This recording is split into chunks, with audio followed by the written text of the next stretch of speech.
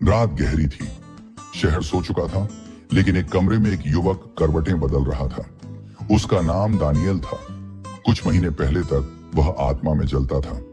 प्रार्थना में अग्नि थी, आराधना में आंसू थे और हर शब्द में परमेश्वर का सामर्थ्य बहता था। पर अब सब सूख गया था। प्रार्थना बोझ लगती थी, बाइबल के शब्द फीके लगते थे और रातों में एक अजीब सी भारी अंधकार की उपस्थिति महसूस होती थी, जैसे कोई देख रहा हो, कोई दबाव डाल रहा हो। उसने बहुत कोशिश की, उपवास किया, गाया, पढ़ा, लेकिन भीतर की आग बुझ चुकी थी। और जब आत्मिक आग बुझती है, तब दुष्ट आत्माएं पास आने लगती हैं। यही वह रहस्य है जिसे जॉन अनोसिक ने एक बार कहा था, अगर आत्मा की आग ठंडी पड़ गई तो अंधकार तुम्हें खोज लेगा, क्योंकि प्रकाश जब बुझता है तो अंधकार को आने की अनुमति मिल जाती है। दानियल की यही हालत थी। उसकी आत्मा बुझ चुकी थी और अब अंधकार उसके चारों ओर था। वह रात जब उसने अपने कमरे में एक आवाज सुनी, धीरे से, मानो किसी ने उसके कान में फुसफुसाया, अब तू अकेला है। वह कांप उठा, कपड़े भीगे हुए थे और उसकी सांसें तेज हो गईं। वह उठा और प्रार्थना करने की कोशिश की, पर शब्द ही नहीं निकल पाए। उसने कहा, हे प्रभु, मुझसे क्या गलती हुई? और वहीं से उसकी आत्मिक यात्रा शुरू हुई। एक ऐसी यात्रा जिसमें वह समझेगा कि आत्मा की आग को कैसे जलाए रखना है, क्योंकि अगर आग बुझ गई तो आत्मिक जीवन खत्म हो जाता है। दानियल की कहानी सिर्फ उसकी नहीं थी, वह हर उस व्यक्ति की कहानी थी जिसने एक समय प्रभु को जाना, पर फिर धीरे धीरे उस आग को खो दिया और अब उसका आत्मा का दीपक बुझने की कगार पर था। लेकिन उस रात प्रभु ने उसे अकेला नहीं छोड़ा, क्योंकि परमेश्वर की आत्मा जो अपनी आत्मा की आग को जलाए रखना चाहता है, वह इन 5 बातों को कभी न भूले। यह आवाज थी जॉन अनोसिक की। जैसे उसकी आत्मा के अंदर किसी ने बिजली गिरा दी हो, उसके कानों में वही शब्द गूंजे, अगर तू अपनी आग नहीं खोना चाहता तो इन 5 चीजों को अपने जीवन का हिस्सा बना ले। दानियल के कान खड़े हो गए। वह जानता था यह उत्तर है उसके सवालों का।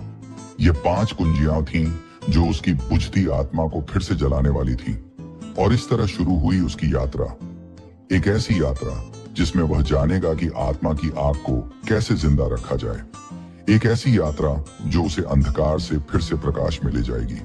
सुबह की वह सभा खत्म हो चुकी थी, पर दानियल वहीं बैठा रहा। लोग जा चुके थे, पर उसके अंदर कुछ जल रहा था। न कोई बाहरी आग, न कोई दिखने वाली चिंगारी, बल्कि अंदर आत्मा की गहराई में कुछ जागा था। जॉन अनोसिक की आवाज उसके कानों में गूंज रही थी, अगर तू अपनी आत्मा की आग को जीवित रखना चाहता है तो पहला रहस्य है आत्मा में निवास करने वाली उपस्थिति से जुड़ा रहना। दानियल ने धीरे से खुद से पूछा, आत्मा में निवास करने वाली उपस्थिति? वह याद करने लगा। कभी वह हर सुबह जागकर सिर्फ इतना कहता था, पवित्र आत्मा सुप्रभात, और पूरे दिन उसके भीतर शांति, सामर्थ्य और आनंद भरा रहता था। पर अब वह सिर्फ प्रार्थना की सूची पढ़ता था, जैसे कोई काम पूरा करना हो। वह भूल गया था कि पवित्र आत्मा कोई सिद्धांत नहीं, एक व्यक्ति है। वह वही है जो यीशु ने कहा था, मैं तुम्हें अनाथ नहीं छोड़ूंगा, पर तुम्हारे पास फिर आऊंगा। यूहन्ना 14:18। दानियल रो पड़ा। उसे याद आया जब वह पहली बार प्रभु की उपस्थिति में गिर पड़ा था, जब वह बिना कोई मांग रखे बस कहता था, हे प्रभु, मैं तुझसे प्रेम करता हूं। और अचानक उसके कमरे में वह परिचित उपस्थिति लौट आई। हवा बदल गई। उसने कोई गीत नहीं गाया, बस फुसफुसाया, पवित्र आत्मा, मैं लौट आया हूं। और उसी क्षण उसकी आत्मा के भीतर पहली चिंगारी फिर से जल उठी। कोई बिजली नहीं गिरी, कोई रोशनी नहीं चमकी, बस भीतर एक शांत आग उठी जो उसे भीतर से गर्म करने लगी। जॉन अनोसिक कहते हैं, आत्मिक आग बाहरी उपदेशों से नहीं, पवित्र आत्मा के अंदरूनी संवाद से जलती है। जब तू उससे हर दिन बातें करता है तो वह आग कभी बुझती नहीं। दानियल ने उस दिन एक निर्णय लिया। वह हर सुबह सिर्फ बोलने नहीं, सुनने के लिए प्रभु के सामने बैठेगा। न मांगेगा, न शिकायत करेगा, बस चुप रहेगा जब तक उसकी आत्मा फिर से उसकी आवाज न सुन ले। कुछ दिन बीते और कुछ अजीब हुआ। वह जो पहले डर में जी रहा था, अब रातों में शांति से सोने लगा। जहां पहले अंधकार था, अब वहां शांति थी, क्योंकि जब पवित्र आत्मा फिर से निवास करता है तो दुष्ट आत्माएं खुद ही भाग जाती हैं। जहां प्रकाश है वहां अंधकार ठहर नहीं सकता। यूहन्ना 1:5। दानियेल अब जान चुका था, आत्मिक जीवन का पहला रहस्य है पवित्र आत्मा की उपस्थिति से जुड़े रहना। वह आग उसी से आती है। एक रात उसने अपनी डायरी में लिखा, मैं अब उपदेश नहीं ढूंढूंगा। जो आग को जलाए रखना चाहता है उसे 5 कुंजियों को थामे रहना होगा। पहली है उसकी उपस्थिति, दूसरी है वचन की गहराई में उतरना। दानियेल अब अगले रहस्य की ओर बढ़ रहा था, वह रहस्य जो उसकी आत्मा को स्थिरता देगा, जिससे आग सिर्फ जलेगी नहीं बल्कि स्थायी बनेगी। रात के उस शांत कमरे में दानियेल अपनी बाइबल खोले बैठा था। पहले यह किताब उसके लिए बस शब्दों का संग्रह थी, पर अब यह एक जीवित आवाज बन गई थी। हर पन्ना जैसे बोल रहा था, हर शब्द उसके अंदर उतरता जा रहा था। उस रात उसने पढ़ा, मेरा वचन आग के समान है, यहोवा की यह वाणी है। यिर्मयाह 22:29। उसने बाइबल बंद की, आंखें बंद की और बुदबुदाया, तो यह वचन आग है और मैं ठंडा क्यों हूं। अचानक उसके भीतर से एक हल्की फुसफुसाहट आई, क्योंकि तू वचन को पढ़ता है पर उसे जीता नहीं। दानियेल सन्न रह गया। यह वही बात थी जिसे जॉन अनोसिके ने कहा था, वचन का ज्ञान आग नहीं बनाता, वचन का पालन आग को जलाता है। कितनी बार वो सुनता रहा था कि वचन को याद करो, बोलो, प्रचार करो, लेकिन उसने कभी उसे जिया नहीं था। वह भूल गया था कि वचन को आत्मा में उतरने देना ही आग को स्थिर करता है। अगले दिन उसने कुछ अलग किया। वह सुबह उठा और सिर्फ एक पद पढ़ा, मुझ में रहो और मैं तुम में रहूंगा। यूहन्ना 15:4। उसने उसे बार बार दोहराया, यहां तक कि वह वचन उसके मन से उतरकर उसके हृदय में पहुंच गया, और तभी उसे भीतर से महसूस हुआ एक गर्माहट, जैसे भीतर कोई आग धीरे धीरे फैल रही हो। वचन अब शब्द नहीं था, वह जीवन बन गया था। जॉन अनोसिक कहते हैं, वचन सिर्फ जानकारी नहीं देता, यह परिवर्तन लाता है। जब वचन आत्मा में बसता है तो तू वही बन जाता है जो परमेश्वर ने कहा है। दानियेल को याद आया कि पहले वह वचन को बाहर ढूंढता था, किसी उपदेशक की आवाज में, किसी किताब में, किसी अनुभव में, लेकिन अब उसने समझा, वचन बाहर नहीं, भीतर लिखा गया है। मैं अपना विधान उनके हृदय पर लिख दूंगा। यिर्मयाह 31:33। धीरे धीरे उसके भीतर बदलाव आने लगा। जो पहले डरता था अब विश्वास से बोलने लगा। जो पहले निराश होता था अब वचन बोलकर स्थिर खड़ा रहने लगा। हर बार जब अंधकार पास आता वह सिर्फ इतना कहता, लिखा है, और वह शब्द दीवार बन जाते। एक रात जब वह प्रार्थना कर रहा था, उसने महसूस किया कि कोई अंधकारमय उपस्थिति फिर से उसके कमरे में आई है। वही पुरानी ठंडी हवा, वही भारीपन, पर इस बार वह नहीं डरा। उसने बाइबल उठाई और ऊंची आवाज में कहा, लिखा है, जो मुझ में है वह उससे बड़ा है जो संसार में है। 1 यूहन्ना 4:4। और उसी क्षण वह उपस्थिति गायब हो गई। कमरा फिर से भर गया शांति और रोशनी से। दानियेल मुस्कुराया। उसे समझ आ गया कि यह वही दूसरा रहस्य था, वचन की गहराई में उतरना, क्योंकि आग तब तक नहीं टिकती जब तक वचन उसमें ईंधन न बने। उस रात उसने अपनी डायरी में लिखा, आत्मा की आग को बनाए रखने के लिए मुझे हर दिन वचन को भीतर बसाना होगा। मैं अब वचन को नहीं पढ़ूंगा, मैं अब वचन बनूंगा। पर उस यात्रा में तीसरा रहस्य अभी बाकी था, क्योंकि जॉन अनोसिके ने कहा था, वचन तेरी आत्मा को भरता है पर आराधना तेरे आत्मा को स्वर्ग से जोड़ देती है। दानियेल अब अगले कदम की ओर बढ़ रहा था, एक ऐसा रहस्य जो आग को स्वर्गीय बनाता है, जहां आत्मा और परमेश्वर एक हो जाते हैं। सुबह का समय था। दानियेल अपनी बाइबल के साथ बैठा था, पर आज उसके मन में कोई शब्द नहीं थे, सिर्फ एक इच्छा थी, प्रभु को महसूस करने की। उसने कहा, हे प्रभु, मैं कुछ मांगने नहीं आया हूं, मैं बस तेरा चेहरा देखना चाहता हूं। और उसी पल उसकी आंखों से आंसू बहने लगे। कोई संगीत नहीं था, कोई गाना नहीं, सिर्फ उसकी आत्मा बोल रही थी। धीरे धीरे वह जमीन पर गिर पड़ा और फुसफुसाया, पवित्र आत्मा, मैं तुझसे प्रेम करता हूं। उस पल दानियेल ने कुछ जाना कि आराधना गाने से नहीं, समर्पण से शुरू होती है। जॉन अनोसिक कहते हैं, जब आत्मा पूरी तरह झुक जाती है तब आराधना सिर्फ ध्वनि नहीं रहती, वह एक अग्नि बन जाती है जो स्वर्ग को पृथ्वी पर बुला लाती है। और उस दिन वही हुआ। दानियेल के कमरे में जैसे वातावरण बदल गया, हवा में मिठास आ गई और उसे महसूस हुआ जैसे कोई स्वर्गीय उपस्थिति उसे ढक रही हो। वह कांप उठा, रोने लगा, हंसा भी, क्योंकि जब आत्मा आराधना करती है तो स्वर्ग उतरता है। कुछ समय बाद उसने महसूस किया कि जो आग पहले बुझी थी अब जल रही है, और अब वह अलग थी। यह आग शांति की थी, यह आग आदर की थी, यह आग प्रेम की थी। दानियल अब समझ चुका था कि यह तीसरा रहस्य था, आराधना। क्योंकि वचन आत्मा को भरता है, पर आराधना आत्मा को जीवित करती है। वह याद करने लगा, जब उसने पहले कभी आराधना की थी वह सिर्फ संगीत था, भावना थी, पर अब यह कुछ और था। यह एक मिलन था जहां वह मिट गया और प्रभु प्रकट हुआ। वह कह उठा, अब मैं कुछ नहीं, तू सब कुछ। और तभी उसके भीतर से एक आवाज आई, अब तू मेरे जैसा हो रहा है। जॉन अनोसिक कहते हैं, आराधना वह जगह है जहां तू बदलता है, क्योंकि जब तू आराधना करता है तू उस जैसे बनता है जिसकी तू आराधना करता है। दानियल की आत्मा उस दिन एक नया रूप ले चुकी थी।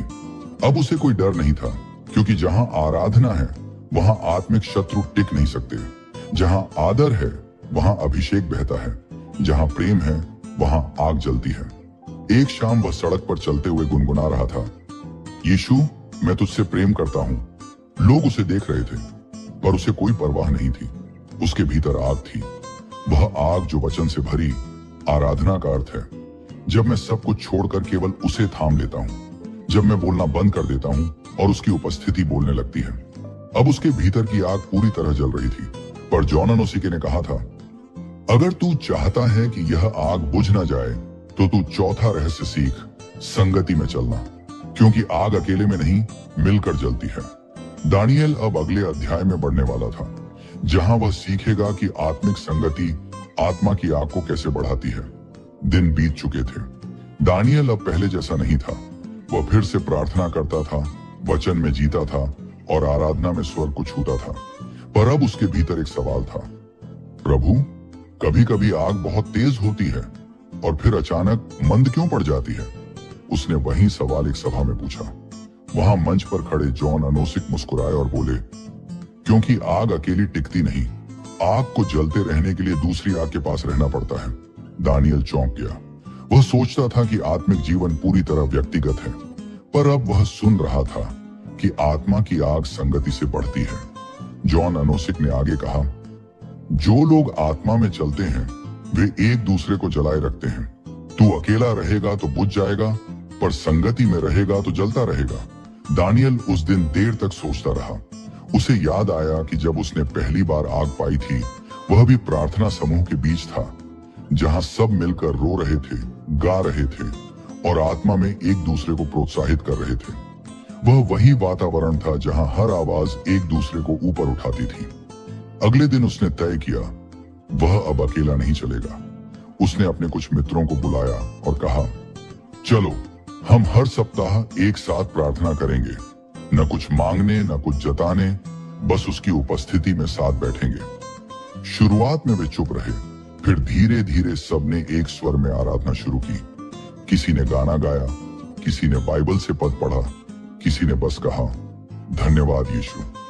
और अचानक उस कमरे में एक आग फैल गई, न दिखने वाली पर महसूस होने वाली। हर व्यक्ति रो रहा था, हंस रहा था और किसी ने कहा, यह वही है, पवित्र आत्मा की उपस्थिति। दानियल ने उस दिन देखा कि आग अकेले से नहीं, संगति से बढ़ती है। हर आत्मा जैसे एक मशाल बन गई थी जो एक दूसरे को जलाती जा रही थी। जहां 2 या 3 मेरे नाम से इकट्ठे होते हैं, वहां मैं उनके बीच में होता हूं। मत्ती 18:20। यह पद अब उसके लिए जीवित हो गया था। जॉन अनोसिक कहते हैं, जब तू आत्मिक लोगों की संगति में होता है तो उनकी आग तेरी राख को भी जला देती है, पर जब तू उन लोगों के बीच रहता है जो आत्मा की बातों को तुच्छ जानते हैं, तेरी लौ धीरे धीरे बुझ जाती है। दानियल ने इस बात को गहराई से समझा। अब उसने तय किया कि वह अपनी संगति को सावधानी से चुनेगा। वह उन लोगों के साथ चलेगा जो स्वर्ग की आग के भूखे हैं, न कि संसार की बातों के प्यासे। समय के साथ उसने देखा, उसके भीतर की आग अब पहले से कहीं अधिक प्रज्वलित थी, क्योंकि अब वह अकेला नहीं जल रहा था।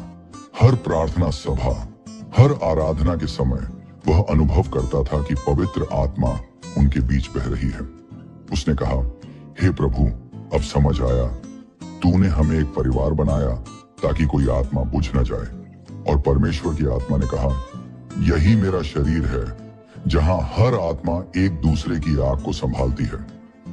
उस रात उसने अपनी डायरी में लिखा, अगर मैं अकेला रहूंगा तो राख बन जाऊंगा, लेकिन जब मैं आत्मा से भरे लोगों के बीच रहूंगा, मैं आग बन जाऊंगा। दानियल की आत्मा अब जल रही थी, स्थिर भी थी और संगति में बढ़ रही थी, पर अभी भी एक रहस्य बाकी था। वह पांचवां और अंतिम रहस्य जो तय करेगा कि यह आग कभी बुझेगी या नहीं। जॉन अनोसिक ने कहा था, आग को जलाए रखना आसान है, पर उसे स्थायी बनाना त्याग और पवित्रता से होता है। दानियल अब उस अंतिम यात्रा के लिए तैयार था, जहां वह जानेगा कि त्याग और पवित्रता की आग कैसे आत्मा को शाश्वत बना देती है। रात गहरी थी, आकाश शांत था और दानियल अपने कमरे में अकेला बैठा था। उसके चारों ओर बाइबल, नोट्स और आराधना के गीत बिखरे पड़े थे, लेकिन उसके भीतर एक गहरी शांति थी। अब कोई भय नहीं, कोई खालीपन नहीं, कोई अंधकार नहीं, बस एक आग जो धीरे धीरे स्थिर रूप से जल रही थी। वह जानता था यह वही आग है जिसे दुष्ट आत्माएं छू भी नहीं सकती। लेकिन उसी समय पवित्र आत्मा ने उसके भीतर फुसफुसाया, दानियल, अब समय है पांचवें रहस्य को समझने का। और वह आवाज कोमल थी पर गहरी, जैसे स्वयं स्वर्ग बोल रहा हो। जॉन अनोसिक ने कहा था, जो आत्मा में जलता है उसे दो चीजें कभी नहीं छोड़नी चाहिए, पवित्रता और त्याग, क्योंकि यही आग को स्थायी बनाती है। दानियल ने सोचा, त्याग और पवित्रता, क्या मैं अब तक यही नहीं कर रहा था? पर उस रात उसने कुछ ऐसा जाना जो उसने पहले कभी नहीं समझा था। वह उठा और खिड़की के पास गया। बाहर एक पुराना दीपक जल रहा था, हल्की हवा चल रही थी, फिर भी वह दीपक बुझ नहीं रहा था। उसे अचानक समझ आया, यह दीपक इसलिए नहीं बुझ रहा क्योंकि इसकी बत्ती छोटी है, बल्कि इसलिए कि यह तेल में डूबा हुआ है। पवित्र आत्मा ने कहा, पवित्रता वही तेल है, अगर तू उसमें नहीं डूबा रहेगा तो आग कितनी भी बड़ी क्यों ना हो, बुझ जाएगी। दानियल को अपने जीवन की छोटी छोटी बातें याद आने लगी। वे क्षण जब उसने भीतर ही भीतर समझौता किया था, जब उसने छोटी बुराइयों को कुछ नहीं समझकर अनदेखा किया था। उसे समझ में आया, पवित्रता का अर्थ सिर्फ पाप से बचना नहीं, बल्कि भीतर से शुद्ध बने रहना है। जॉन अनोसिक कहते हैं, पवित्रता कोई नियम नहीं, यह एक संबंध है। जो पवित्र आत्मा से प्रेम करता है वह स्वाभाविक रूप से पवित्र रहता है। उस रात उसने घुटनों पर गिरकर कहा, हे प्रभु, मुझे भीतर से शुद्ध कर। मेरे विचार, मेरे शब्द, मेरे इरादे, सब कुछ तेरे समान बना दे। और फिर उसने महसूस किया, एक आग उसके अंदर उठी जो किसी प्रार्थना, गीत या सभा से नहीं आई थी, बल्कि उसके त्याग से आई थी। त्याग, वह शब्द जो अक्सर दर्द से जुड़ा होता है, पर आत्मा के लिए वही शक्ति बन जाता है। दानियल ने महसूस किया कि हर बार जब वह किसी चीज को प्रभु के लिए छोड़ता था, चाहे कोई आदत, कोई रिश्ता, कोई इच्छा, तो उसके भीतर एक नई आग जलती थी। वह कहता, हर बार जब मैं त्याग करता हूं तो मैं और हल्का हो जाता हूं और उसकी उपस्थिति और गहरी हो जाती है। जॉन अनोसिक कहते हैं, त्याग वो कीमत है जो तू चुकाता है ताकि आग बुझने ना पाए, और पवित्रता वो पात्र है जिसमें वह आग सुरक्षित रहती है। दानियल अब समझ गया था कि आग को जलाए रखना किसी चमत्कार का परिणाम नहीं, बल्कि एक जीवन शैली का फल है, जहां वचन, आराधना, संगति और पवित्रता एक साथ मिलकर आत्मा को शाश्वत बना देते हैं। वह उठा, अपने कमरे की बत्ती बंद की और अंधेरे में खड़ा होकर बोला, अब कोई दुष्ट आत्मा मुझे छू नहीं सकती, क्योंकि अब मैं स्वयं आग हूं। और उसी क्षण उसे महसूस हुआ कि भीतर से कुछ बह रहा है, कुछ इतना शक्तिशाली, इतना पवित्र कि उसे शब्दों में नहीं बांधा जा सकता था। वह अब सिर्फ जीवित नहीं था, वह जलता हुआ जीवन था। उस रात उसने अपनी आखिरी पंक्ति लिखी, मैं अब बुझने वाला दीपक नहीं, मैं स्वर्ग की ज्वाला हूं, क्योंकि मेरी आत्मा अब वचन, आराधना, संगति और पवित्रता में स्थिर है। और वहां से उसकी कहानी सिर्फ उसकी नहीं रही, वह हर उस आत्मा की कहानी बन गई जिसने कभी कहा, हे प्रभु, मेरी आग बुझ रही है। और फिर उसने जाना की आग